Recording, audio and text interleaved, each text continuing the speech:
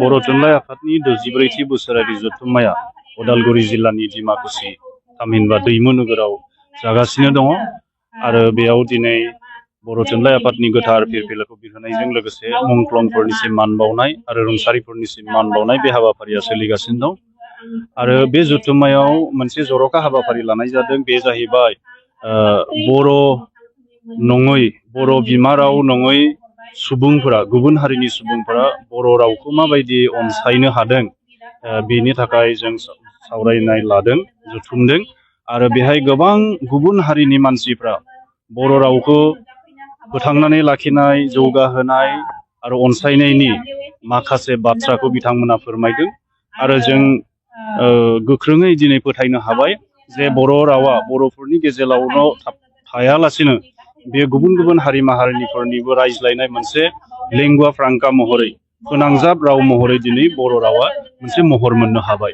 आरो बे सावराय जथुमावनो गोबां जोंनि रिसार्च स्कलार्सफोरखौ रोंग'साफोरखौ जों लेंहरदों।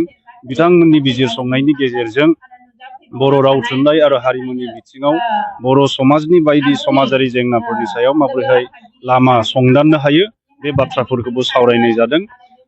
सुंथाबै बुङोब्ला बर' थुनलाइया गोदान नोजोर गोदान बिथिं आरो गोनोखोआरि सानस्रिफोरजों दावगानायनि जुरिजेननायखौ बे जथुम्मानिफ्राय जागायजेनबाय। मैयानि जि गिबि थान्दै जथुम बेहाय थान्दैफोरखौ बरायनायल' जादों आरो बेखेवनाय हाबाफारिया जादों। दिनै नैथि जि थान्दै जथुम जिरायगोन बेयावसो बर' थुनलाइ आफादनि मावफारि आरो बेजों लोगोसे जोंनि बर' बिजोंनि जेंनाफोर बर' राव थुनलाइनि माखासे मावनांगौ खामानिफोरनि सोमोन्दै गुवारै सावरायनाय जासिगोन। आथिखालाव नोंथांमोना बर' थुनलाइ आफादा खामानि मावबाय थादों बर' बिजोंनि जे माखासे जेंनाफोर बे कलेजआ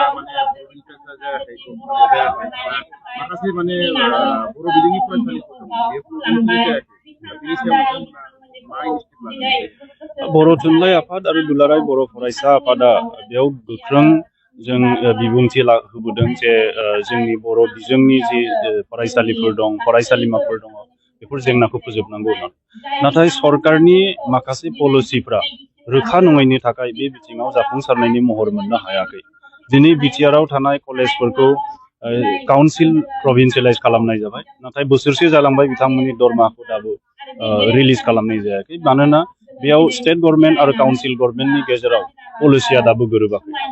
बे बिथिङाव गभर्नमेन्टआ गोबां मावनांगौ दङ। जों दिनै दाबि खालामदों जाहाथे सरकारा बे बिथिङाव गोख्रैनो राहा लानांगौ।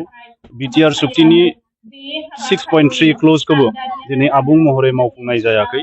बेखौ मावफुंनांगौनि बेलायावबो बर' थुनलाइ आफाद आरो दुलाराय बर' फरायसा आफादा खौसेयै बिबुंथि लाखिबोदों सरकारखौ खावलायबोदों। नाथाय सरकारनि गोरोबनाय जि पलिसि काउन्सिल आरो स्टेट बे मोननैबो सरकाराव गोरोबनाय पलिसि गैयैनि थाखाय बे जाफुंसारनायनि महर मोनाखै।